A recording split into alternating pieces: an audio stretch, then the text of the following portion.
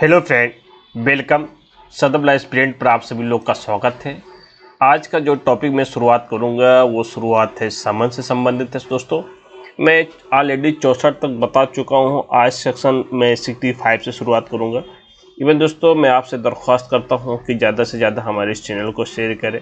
आप लोग की मोहब्बत से हमारा चैनल बहुत तेज़ी से ग्रोथ कर रहा है और ज़्यादा से ज़्यादा लोग बढ़ भी रहे हैं। मैं कोशिश करता हूँ क्वालिटी देने के लिए और क्वालिटी भी देता हूँ, और इसके साथ कानून में एक बारीकियों को और एक अच्छे एनालिटिकल के साथ, एक अच्छे साधारण शब्दों के साथ मैं समझाने का प्रयास करता हूँ कि ताकि आम जनमानस से लेकर एक लीगल स्टूडेंट भी और एक है जो है लीगल हायर इंटरप्रिटेशन पर्सन भी इस कानून को आसानी तौर पर समझ सके।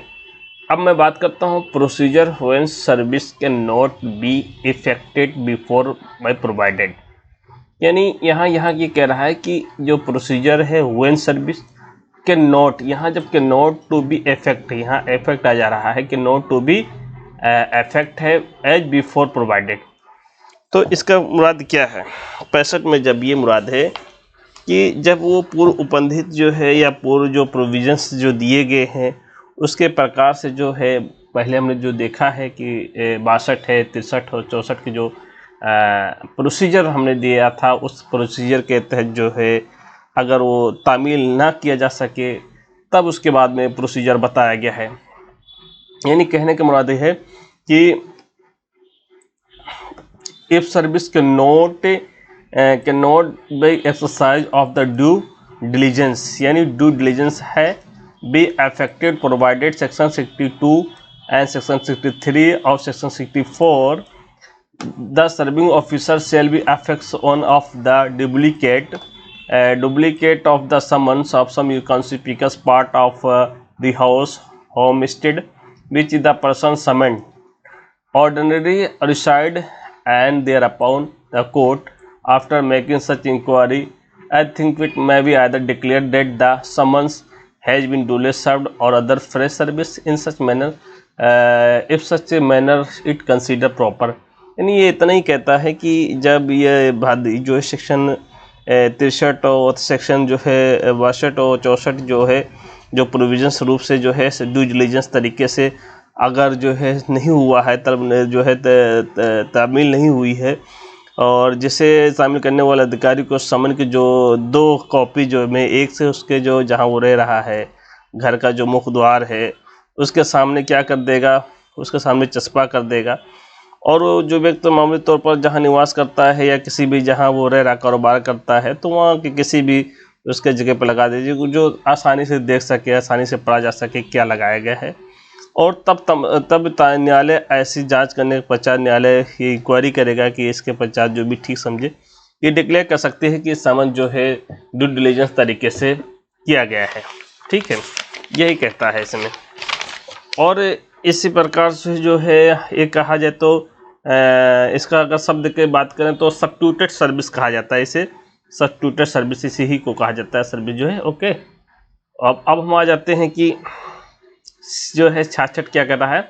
Service on government servant where there person summon is the active service of the government to the court issuing the summons shall ordinarily send a duplicate head of the office which such person employed and such head shall thereupon cause of the summons service the manner of provided by the section जो है section जो है 62 shall be written to court signature and the endorsement required to section जो है second है such signature shall be evidence due to service। यानी अगर जो है एक गवर्नमेंट के कोई नौकर है या गवर्नमेंट के जो सर्वेंट है उनको समन की बात कही है कि जहां समन किया गया व्यक्ति के सरकार के जो है एक्टिव सर्विस में वो सेवा दे रहा है और वहां समन जारी करने वाला न्यायालय मामूली तौर पर ऐसे समन की जो 2 कॉपी में उस ऑफिस के प्रधान को, इस ऑफिस हेड को भेजेगा जिसमें वो व्यक्ति जो है सर्विस कर रहा हो। तब वो प्रधान जो हेड है वो धारा 63 के जो प्रोविजंस जो प्रकार हैं वो तामील कराएगा और इसे सरकार के द्वारा अपेक्षित प्रश्न के सहित अपने जो है सिग्नेचर उसके करके वो लौटा देगा, ठीक। और ऐसे जो है ड्यू डिलिजेंस साक्ष्य माना जाएगा। और इसमें इस धारा का जो सर्विस से समन की तामील की जो रीत उल्लेख किया गया है, अकॉर्डिंग इस सेक्शन के में जो है जब समन ऐसे व्यक्ति के नाम जो जारी किया गया है और जो किसी सरकारी जो सेवा में एक्टिव है, तो न्यायालय इस समन के 2 प्रत्यय कार्यालय को प्रदान भेजेगा। ये बात जाहिर है और भेजेगा। और इसके बाद में जो उसके अधीनस्थ कर्मचारी हैं, जो भी हैं कोई है, तो उसके प्रधान जो होते हैं, हेड ऑफिसर हो, तो उसको जो है सर्व करा देगा और एक कॉपी जो न्यायालय को जो है इंडोर्स करा के वापस कर देगा, जो सेक्शन 70 जो है 62 के तहत है। अब हम बात करते हैं कि सेक्शन जो है 67 की बात करते हैं। यहाँ service of summon outside local limits, यानी 67 में है आउटसाइड। व्हेन कोर्ट जो डिजायर है, कोर्ट की इच्छा है, when court desire that a summon you shall be service at any place outside local jurisdiction. It shall ordinarily send such summon or duplicate to a magistrate within whose local jurisdiction the person summoned reside to be the served. यानी इनका कहने मतलब ये है कि जो भी समन दिया जा रहा है, वो समन जो है किसके जो है service of summon outside local jurisdiction की बात कर रहा है। और जो है इसमें इसका मुराद ये है कि इसे समन जारी करने वाले न्यायालय जो है, जो उसके स्थानीय जुरिडिक्शन है, उसके बाहर उनकी तामीला की रीत का उल्लेख किया गया है, जिक्र किया गया है। इसके अकॉर्डिंग जो है जब समन किसी ऐसे पर्सन के नाम इशूज़ किया जाता है जो कि उस कोर्ट के जुरिडिक्शन के बाहर किसी प्लेस में वो रिसाइड कर रहा है, तो वो समन जारी करने वाले कोर्ट से ऐसे समन की 2 कॉपी उस मजिस्ट्रेट को भेजेगा जिसके क्षेत्राधिकार में वो व्यक्ति जो है रिसाइड कर रहा हो, या उस मजिस्ट्रेट को ऐसे ड्यू डिलिजेंस व्यक्ति को ही तामील कराएगा। ये कहता है 67। अब हम देखते हैं कि जो है आर्टिकल जो है आर्टिकल अगर हम बात करें तो 68 क्या करा, proof of service in such cases and when service officer not present, when a summon issued when a summon issued by a court served outside local its jurisdiction, and any case where their officer has served the summon is not present at hearing of the case, an affidavit purporting to be magistrate that summons has been served and duplicate of the summons purporting of the endorsed in the manner of provided section 262 and 64 by the person to whom delivered tender with whom to it left shall be admissible. Evidence as the statement made therein shall be deemed to be correct unless and until contrary provided. Second, the affidavit section attached to duplicate of summons the return to the court. यानी ये इतना महत्वपूर्ण है 68 की इस धारा के मामले में जो है, इस सेक्शन के मामले में समन की तामील के ये सबूत के बारे में क्या है, एविडेंस के बारे में ये मतलब प्रोविजंस किया गया है। अब इसमें क्या है कि समन की जो है तामील उसके ज़रिए करने वाले न्यायालय का जो जुरिडिक्शंस के बाहर की गई हो। सेकंड बात है कि समन की तामील करने वाले अधिकारी मामले की सुनवाई के समय वो प्रेजेंट नहीं है, तो ऐसे समन के तामील के जो है 2 प्रकार ही प्रूफ किए जा सकेंगे। क्या है कि ऐसे जो एफिडेविट जो है प्रेजेंट करके समन की तामील कर दी गई है, या सेक्शन 62 और 64 के जो प्रोविजंस दिए गए हैं उस प्रकार जो है तामील कराकर इंडोर्समेंट करके तामील कराया हो, ये बातें कहती है 68। अब आ जाते हैं 69। 69 कहते हैं service of summon on witness by post notwithstanding anything contained in this proceeding section of this chapter, a court issuing a summon to witness may, in addition to simultaneously with the issues of such summons, direct to copy summon be served registered post address to the witness place where the ordinary to decide carriage of business personally work can। यानी इसका कहने का मतलब ये है कि इस जो है चैप्टर के अकॉर्डिंग जो है किसी बात के होते हुए भी साक्षी जो एविडेंस के लिए जो गवाहान है उनको जारी किया जाता है, किसकी जवाबदारी की कहता है, कोर्ट द्वारा। और ऐसे समन जारी करने के एडिशनल और उसके साथ साथ ये डायरेक्शन दे सकता है कि कोर्ट ये डायरेक्शन दे सकता है कि उसके समन की एक प्रति की तामील एविडेंस के उस स्थान के और उसके पते पर जहां वो मामूली तौर पर डिसाइड करता हो, निवास करता हो, रहता हो, या वहाँ बिजनेस करता हो, कारोबार करता हो, या कोई चीज़ लाभ के लिए वो सेल्फ ही कोई काम करता हो, तो रजिस्ट्री की जो है डाक द्वारा की जाएगी। और when acknowledgement purporting to be sign, witness endorsement है purporting to be made by a postal employee that a witness refused that take deliver summon has been received, court issuing by the summon may declare summon has been duly served। यानी कि मतलब ये कहने का मतलब ये है, second ये कह रहा है कि जब साक्षी के सिग्नेचर के की गई हो तो इससे मुराद ये है कि इसके नॉलेज में हो, या डाक या कोई कर्मचारी द्वारा किया गया हो, तो उसे जो है ये इंडोर्स है कि साक्षी को समन लेने से इनकार कर दिया है। अगर उसमें लिखा जाएगा कि मैं उस पते पे गया, उस पते पर जो है समन लेने से रिफ्यूज कर दिया, पता सही है, और तब समन जारी करने वाले न्यायालय ये डिक्लेयर कर सकता है कि समन की तामील जो सम्यक रूप से कर दी गई है। 69 इज द मोस्ट इम्पोर्टेंट है।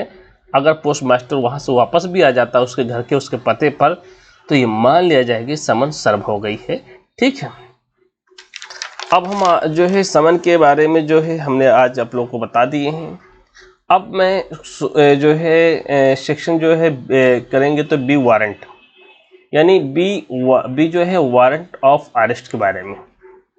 अब हम बात करते हैं कि वारंट क्या चीज़ है। देखिए, वारंट जो है आप जब कहते हैं कि आप कोई वारंट हो WX में पढ़े होंगे, तो 2 वर्ष से ऊपर तक कोई मामले हो तो उसके खिलाफ जो है वारंट जारी किया जा सकता है। ठीक है, और वारंट के मामले में कुछ ऐसे अपराध हैं जो नॉन कॉग्निजेबल ऑफेंस है, फिर भी उस पर वारंट जारी किया जाएगा। कुछ ऐसे अपराध हैं जो लुकआउट नोटिस जारी किया जाता है वारंट के जरिए। तो वारंट को हम समझने का प्रयास जो है सेक्शन 17 से लेकर 81 तक समझने का प्रयास करेंगे। 82 में कोई प्रोक्लेमिनेशन आ जाता है कि उद्घोषणा भगोड़ा जो वहाँ कहा जाता है। तो हम बात करते हैं 70 की, form of warrant of arrest and duration, यानी form of warrant of arrest and duration. क्या वारंट का समय सीमा भी है? इसकी क्या फॉर्म है अरेस्ट करने की? तो इसमें बहुत इम्पोर्टेंट है कि कहते नहीं भाई साहब, कोर्ट में जब जाते हैं आप लोग, कोर्ट में कहते हैं रिकॉल एप्लीकेशन डाल दिया, वारंट जारी हुआ तो हमने रिकॉल एप्लीकेशन डाल दिया। अरे साहब, रिकॉल एप्लीकेशन है कि साहब मुझे जानकारी नहीं हुई, फला तारीख को साहब मैं आ जाऊँगा, इससे रिकॉल कर लिया जाए। यानी कि एक कोर्ट की भाषा है, और यहाँ की जो भाषा है वो एक शब्द आता है कैंसिलेशन।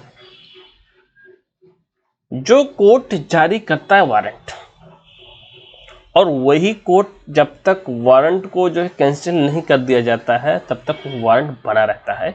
ये बात आप जान लीजिए। अब हम पढ़ते हैं कि प्रोविजन 1 कहता है कि every warrant arrest issued by court under this code shall be writing signed by the presiding officer, such court shell bear the seal of the court. यानी कि कोर्ट द्वारा इस कोड के अकॉर्डिंग जारी किया गया अरेस्ट के लिए प्रत्येक वारंट, एवरी वारंट, रिटर्न के रूप में न्यायालय के प्रिसाइडिंग ऑफिसर का जो है सिग्नेचर होगा, और उसके बाद में सील ऑफ द कोर्ट भी होगा। Shall bear the seal of the court होगा, यानी उस न्यायालय की मुद्रा भी लगी होगी। सेकेंड बात ये कह रहा है कि every such warrant shall remain in force until is the cancel by the court which issue it until is executed. यानी अगर बात यहीं से है कि जो कैंसिल की बात, कैंसिल बाय द कोर्ट, और विच जब तक जो है शेल, यहाँ एवरी सच वारंट शेल है रिमेन इन फोर्स, जब तक फोर्स रहेगा जब तक कैंसिल न कर दे न्यायालय द्वारा, और उसे जो जब तक उसे न्यायालय द्वारा क्या निष्पादित कर दिया हो, ये बात है। ठीक है। अब इसमें जो है, इसमें जो कह रहा है, आप ये समझ रहे हैं कि अगर हम देखें कि इसमें किसी व्यक्ति को गिरफ्तार किए जाने के लिए जारी किया गया वारंट का जो प्रारूप है, फॉर्म है, उसको जो है इन्फोर्समेंट करने के टाइम पीरियड के बारे में प्रावधान किया गया है। इस संहिता में, इस कोड में 41 के जो प्रोविजंस हैं उसके अपवाद को छोड़कर, जो सेक्शन 41 है, ये एक जनरल रूल है। किसी भी व्यक्ति को वारंट के बिना गिरफ्तार नहीं किया जा सकता है। यानी जब कोई व्यक्ति किसी व्यक्ति को वारंट पर गिरफ्तार करता तो उस व्यक्ति को गिरफ्तार करने का वारंट होना चाहिए। ये केस है जानकी प्रसाद IIL 8 इलाहाबाद 293।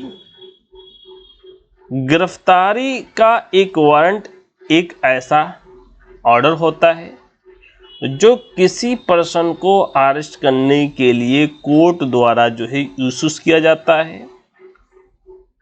वारंट इशू करते जो है न्यायालय को जो है समय की बड़ी